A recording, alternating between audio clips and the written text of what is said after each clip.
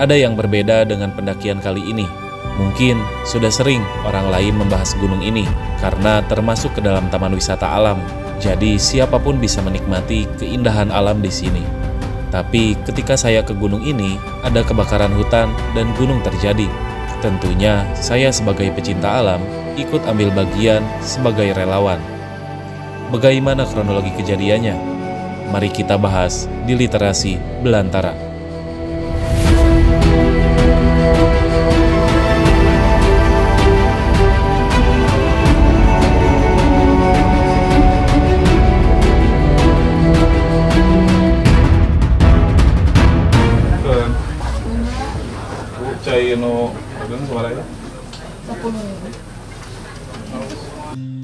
Tepat jam 10 siang, saya sudah berada di parkiran Gunung Papandayan yang sekaligus pos 2 dan 3 di jalur ini.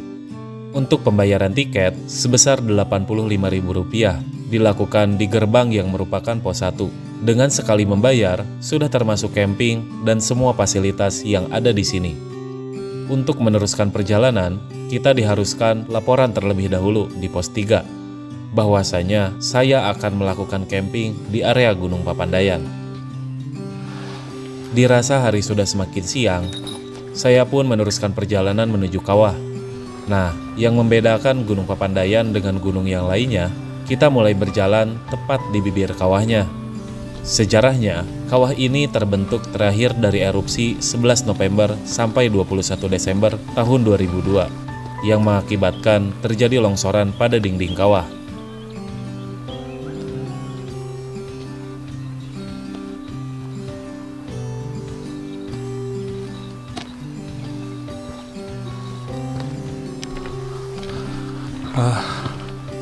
Sekarang kita akan mulai mendaki Gunung Papandayan. Sebenarnya gunung ini adalah gunung wisata, jadi tempat trekkingnya udah di atas kawah. Siapapun bisa ke sini dan jalannya enak, udah di aspal kayak gini. Jadi gak gimana-gimana sih, tetap capek anjir. Di sini tuh gak ada posimaksi ya, cuman tadi kita bayar tiket masuk, camping, terus parkir motor, semuanya 85.000. Ya lumayan worth it sih untuk gunung yang dikelola oleh swasta kayak gini. Ternyata solo hiking capek.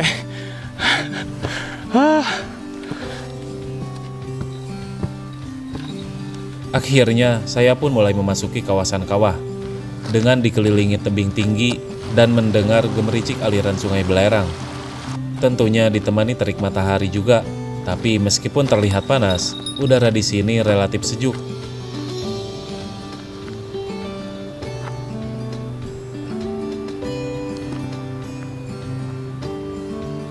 Ada beberapa alasan masuk akal yang ingin saya sampaikan tentang kenapa tiket masuk ke Papandayan lumayan mahal.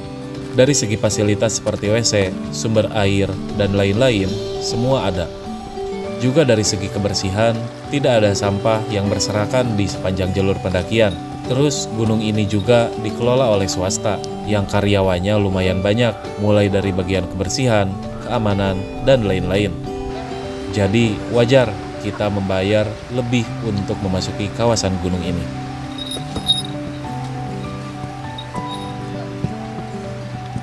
Kita udah sampai di area kawah.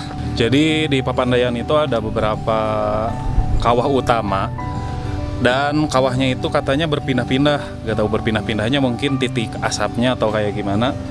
Intinya ada di sini itu ada kawah mas, ya, ada kawah salju, terus ada kawah pengantin, kawah nangklak, ya.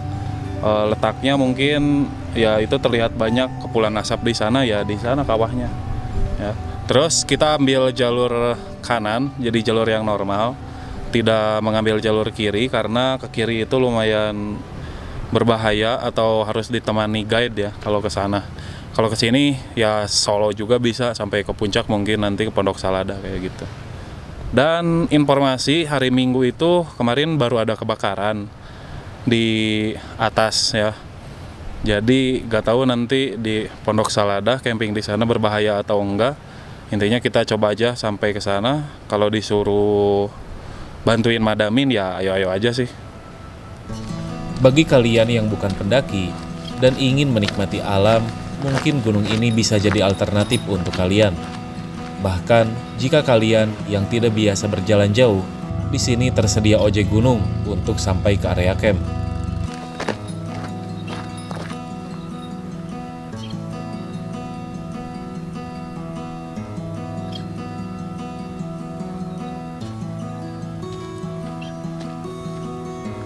Ada yang jatuh botol, guys. Kita coba cari yang punya di atas.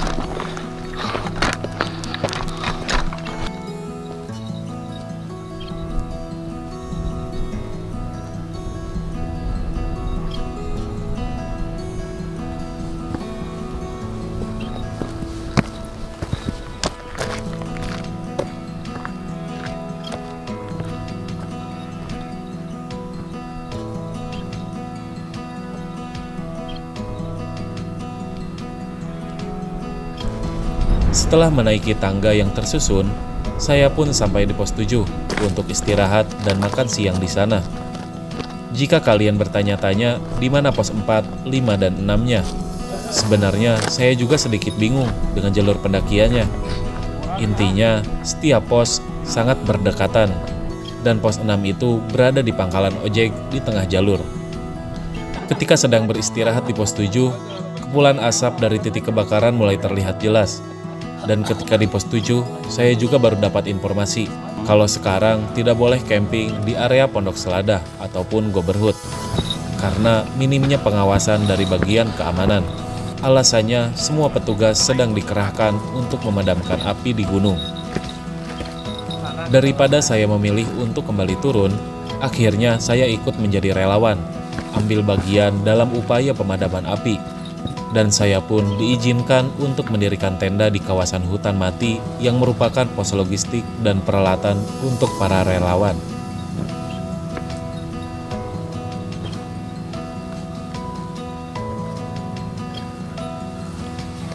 Sepertinya dampak dari musim kemarau dan kebakaran hutan di sini jadi terasa lebih panas.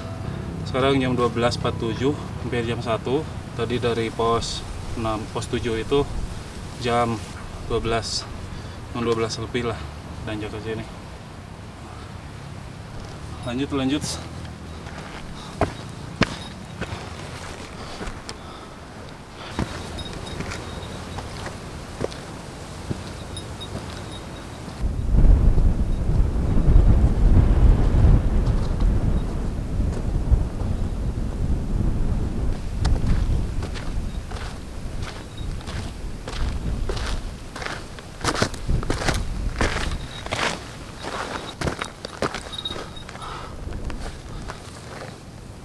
Sekarang kita udah sampai di kawasan hutan mati, jadi kita masih bisa lanjut ke sana. Cuman di sini katanya ada tempat logistik dari tim yang sedang memadamkan api di atas. Jadi kita coba lihat dulu di sana. Kita tanyakan dulu apakah masih bisa ke atas atau tidak ya. Di sini sangat panas, so. Sedikit penjelasan. Jadi kenapa ini disebut hutan mati? Ya karena di sini vegetasinya udah agak tumbuh. Dulunya hutan. Cuman gara-gara erupsi sehingga hutan ini disebut hutan mati. Hutan mati.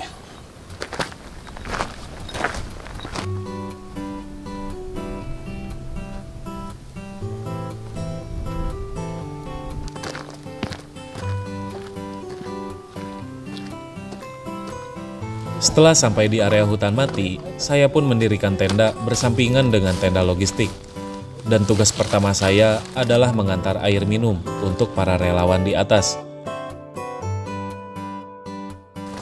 Sambil menunggu logistik yang belum sampai dari bawah, saya pun memutuskan untuk jalan-jalan ke Pondok Seladah terlebih dahulu, hanya untuk lihat-lihat dan menikmati hari menjelang sore di sini. Setelah tadi mendirikan tenda di hutan mati, kita gak lanjut ke Tegal Alun. Tegal Alun itu ke atas atau ke kiri ya. Dan jaraknya lumayan juga kalau ke Tegal Alun. Kalau Pondok Seladah ini cuma 15 menit. Kita coba mengunjungi ke sana. Tapi nanti saya coba akan ikut bantu-bantu juga memadamkan api di atas sana.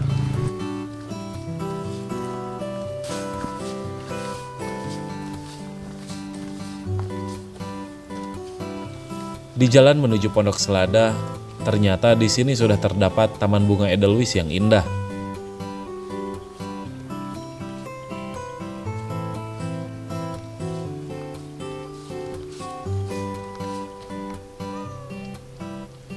Wing wing wing.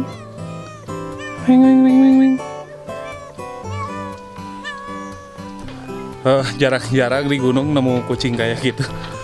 Mungkin yang punya warung di depan. Dan ketika sampai di area camp Pondok Selada, tidak ada siapapun di sini.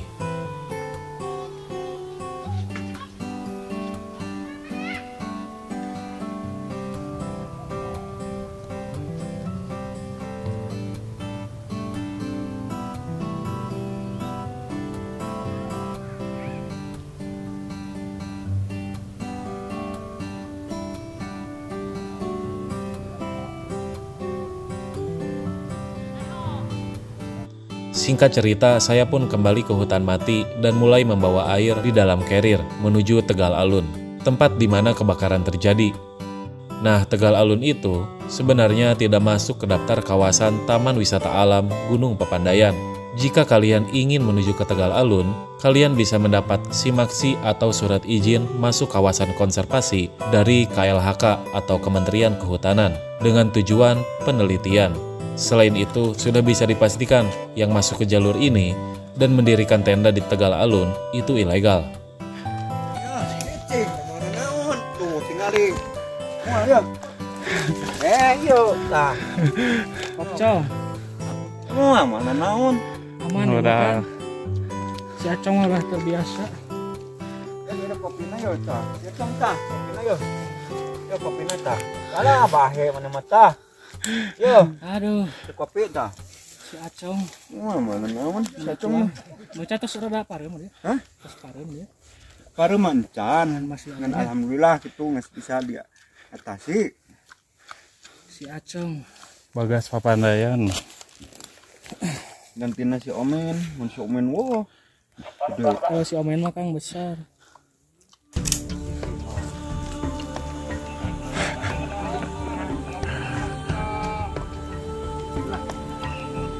Setelah istirahat di tengah perjalanan, kami pun melanjutkan perjalanan kembali menuju tanjakan terakhir. Karena teh antal karena tur. Oh.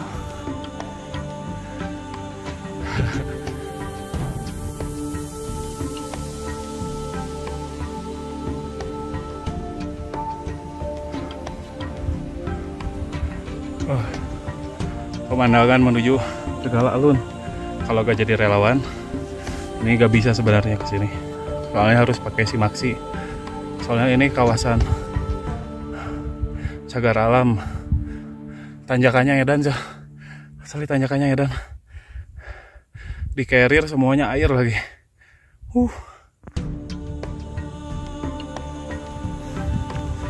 Akhirnya landai. Mana jalannya?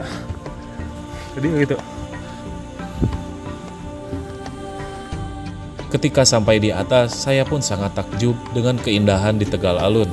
Sungguh kesempatan yang jarang orang dapatkan untuk bisa ke sini. Ternyata di Tegal Alun terdapat Taman Edelweiss dan sabana yang begitu luas, layaknya di Gunung Argopuro. Tegal Alun, cok. Keren.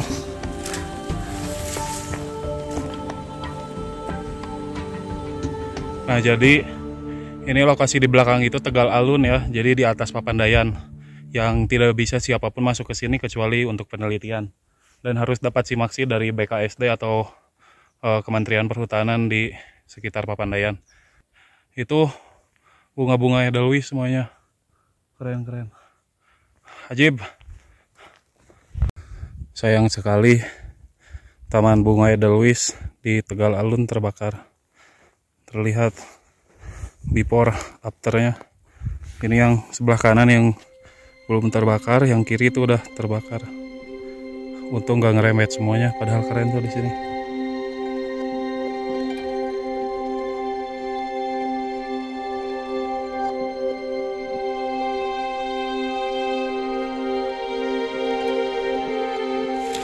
Setelah memberikan logistik untuk para relawan, Saya pun lanjut mengecek bekas kebakaran dan berusaha mematikan asap yang masih keluar dari tanah gambus. Untungnya Taman Bunga Edelweiss di sini masih bisa terselamatkan dan hanya terbakar tidak sampai 1/4 dari kawasannya.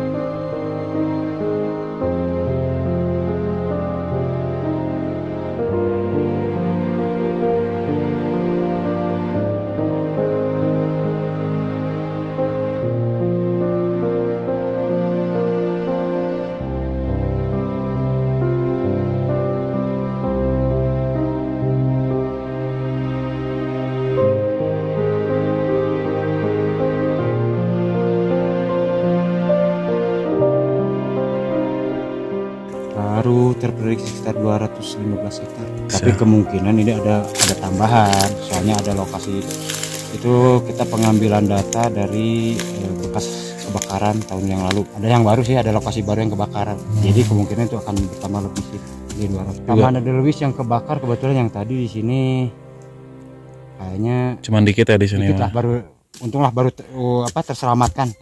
Kalau telat sedikit sih mungkin habis. Tadi aja telat beberapa detik habis. Dirasa hari sudah mulai gelap, saya pun kembali turun menuju hutan mati untuk bermalam di sana.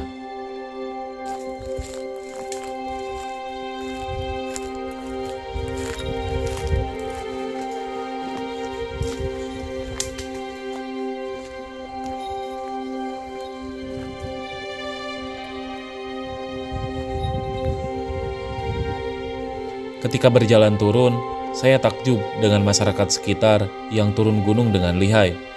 Sampai-sampai saya tertinggal dan harus berjalan sendirian di kegelapan hutan.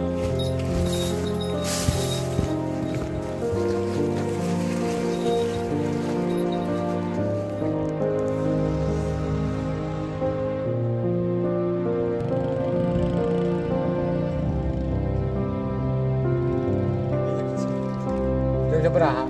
Iya kadieu.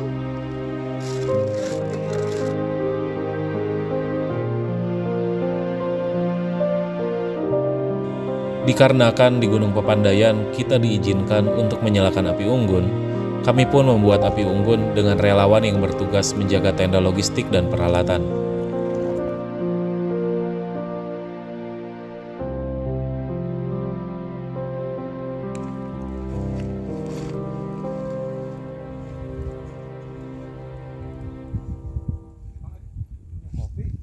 Hah?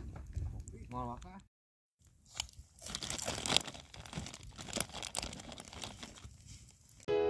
Setelah menghangatkan tubuh di pagi hari dan sarapan, kami langsung kembali menuju Tegal Alun untuk mengecek apakah masih ada titik api yang menyala di sana. Ketika di tengah perjalanan, tim yang berjalan dibagi menjadi dua. Ada yang langsung menuju turunan curam, dan saya lebih memilih untuk ke atas terlebih dahulu, untuk memastikan logistik yang kemarin dibawa masih aman. Tapi di situ bisa maju. Ketika sampai di lokasi, ternyata masih banyak kepulan asap yang muncul. Bahkan ada beberapa titik api yang muncul kembali di sini. Di sini saya banyak belajar tentang cara memadamkan api di kebakaran hutan dan gunung. Ketika di kondisi ketinggian, dengan tidak adanya air yang melimpah, kita diharuskan untuk menepuk-nepuk apinya hingga padam.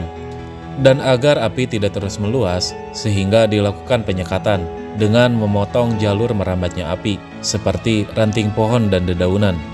Sekarang saya sedang berada di titik lokasi kebakaran Gunung Papandayan, tepatnya di Tegal Alun. Titik api sudah tidak ada, cuman masih ada beberapa titik asap yang mengepul. Jadi kita berusaha untuk mematikannya, gak tahu sampai berapa hari. Intinya saya ikut berpartisipasi di sini hanya untuk sampai hari ini. Mudah-mudahan turun hujan dan bisa padam sepenuhnya. Amin.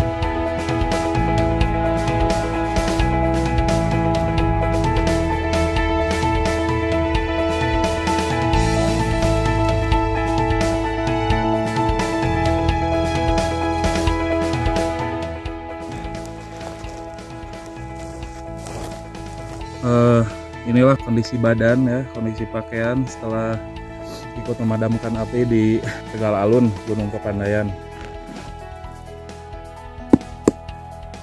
Jadi ceritanya kesini juga gak persiapan, ngedadak. Jadi gak bawa sepatu yang lebih tinggi. Ini sebenarnya udah tinggi lumayan, cuman masih tetap berbahaya kalau masuk ke dalam titik api yang masih baru. Bisa-bisa nanti masuk ke setelah ini dan kebakar. Jadi saya memutuskan untuk sampai sini saja. Turun. Siapapun kalian yang suka naik ke gunung, yang suka camping ke gunung, tolonglah, kalau tempatnya kira-kira kemarau, sedang kemarau kering, atau dalam kondisi yang mudah terbakar, jangan menyalakan api di sana. Jangan menyalakan api di hutan lah intinya. Kalau udah terjadi kayak gini kan beda cerita lagi. Orang lain yang repot. Orang yang tidak bersangkutan yang repot.